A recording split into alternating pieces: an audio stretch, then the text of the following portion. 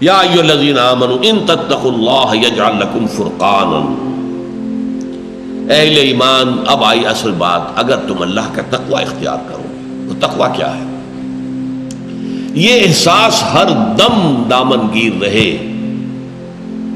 اللہ کے حضور حاضر ہونا ہے، جواب دہی کرنی ہے، ہر فعل ہر قول جواب دہی کرنی ہے. اور اللہ ہر جگہ ہمارے پاس ہے، دیکھ رہا ہے.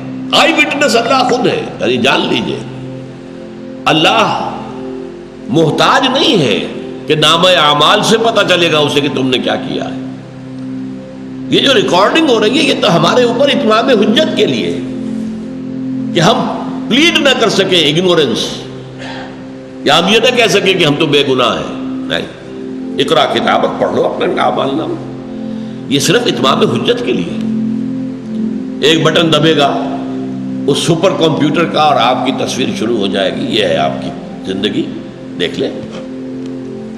ورنہ اللہ کے علم میں تو سب کچھ ہے. اللہ تو آئی وٹنس ہوا معکم اینما کنتم. جسے آپ کہتے ہیں انگریزی میں justice should not only be done, it should also appear to have been done. یہ بڑے ایک استہزائی انداز میں جو غالب نے کہا، پکڑے جاتے ہیں فرشتوں کے لکھے پہ ناحق. آدمی کوئی ہمارا دم تحریر بھی تھا. یہ فرشتہ جو ہے وہ تو یک طرفہ رپورٹ دیتا رہا ہے ہماری. کوئی ہمارا آدمی بھی ہوتا کہ یہ ٹھیک لکھ رہا ہے کہ غلط لکھ رہا ہے. اس سارے کی کوئی غرض ہی نہیں. اللہ تعالیٰ جو ہے وہ تو خود ہر شے کا چشمدید گواہ ہے.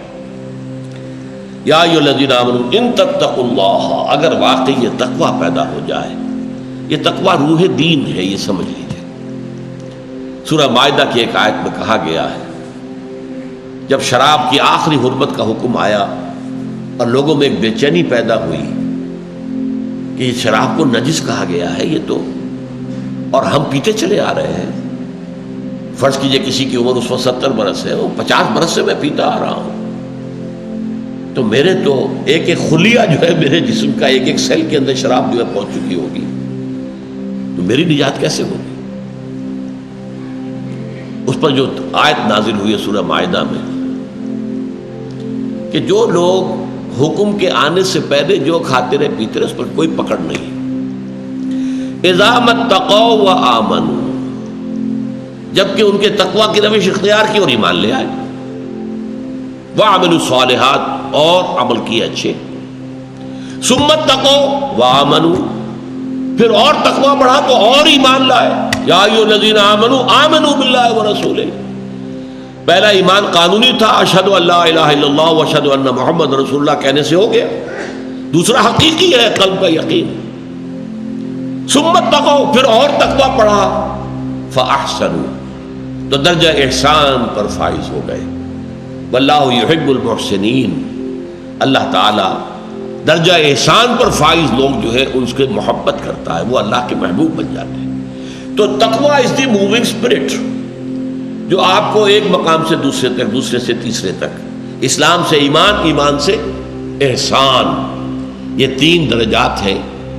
حدیث جبرائیل میں جو سوال کیے حضرت جبرائیل نے انسانی شکل میں آ کر، جبکہ حضور صحابہ کرام کے مجمع میں بیٹھے ہوئے تھے.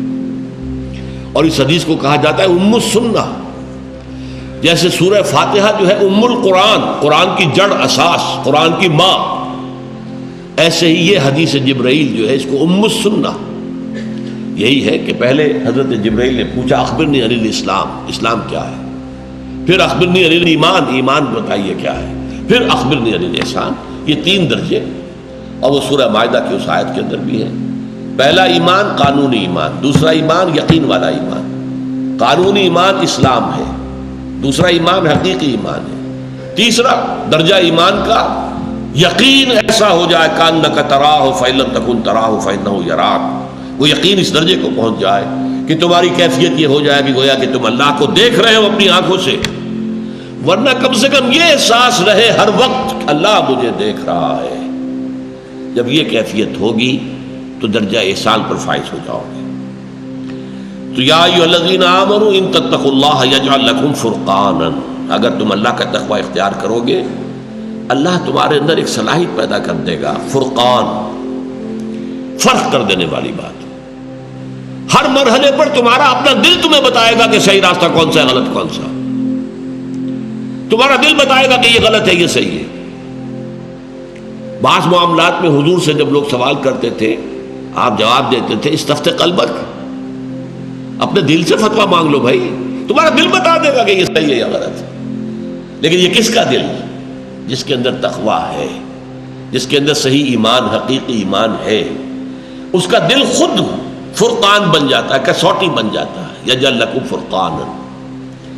بلکہ ایک میں تو الفاظ یہ بھی آئے ہیں استفت قلبک ولا افتاک المفتی. چاہے مفتی تمہیں فتویٰ دے بھی دے کہ ہاں یہ جائز ہے، لیکن اگر تمہارا دل یہ کہہ رہا نہیں جائز نہیں ہے تو ہرگز مفتی کا فتویٰ نہ ماننا، اپنے دل کا فتویٰ ماننا. صلاح الدین ایوبی رحمۃ اللہ علیہ کا بیٹا یا نور الدین زنگی کا، یہ میں ذرا اس وقت مغالطہ ہو رہا ہے، شدید بیمار ہو گئے. سب طبیبوں نے کہا کہ شراب پینی ہوگی انہیں، اسی سے کوئی شفا کی امید ہے. ان کے سامنے کہا گیا یہ تو حرام ہے. حنفی فتوی مفتی کا فتویٰ لا کے رکھ دیا گیا، جان بچانے کے لیے جائز ہے. کہ ہو سکتا ہے دوسرے جو ہیں ان کے نزدیک جائز نہ ہو. چاروں فقہیں جو تھیں حنفی، مالکی، شافعی، حنبلی، چوک کے مفتیوں کے فتوے لا کر رکھ دیے. دیکھیے سب کہہ رہے ہیں جائز. چاروں کو بلا لیا. مجھے یہ بتاؤ کہ کیا اللہ تعالیٰ مجھے شفا دینے پر قادر نہیں ہے بغیر شراب کے؟ نہیں جی نہیں، اللہ تو قادر ہے. اور کیا اللہ اگر شفا نہ چاہتا ہو تو کیا اس شراب سے شفا ہو جائے گی؟ کہ نہیں نہیں نہیں یہ تو نہیں. تو اٹھاؤ اپنے فتوے اور دفع ہو جاؤ. اس اللہ کے بندے نے جان دے دی شراب. اور یہ بادشاہ کے بیٹے کا، شہزادے کا معاملہ.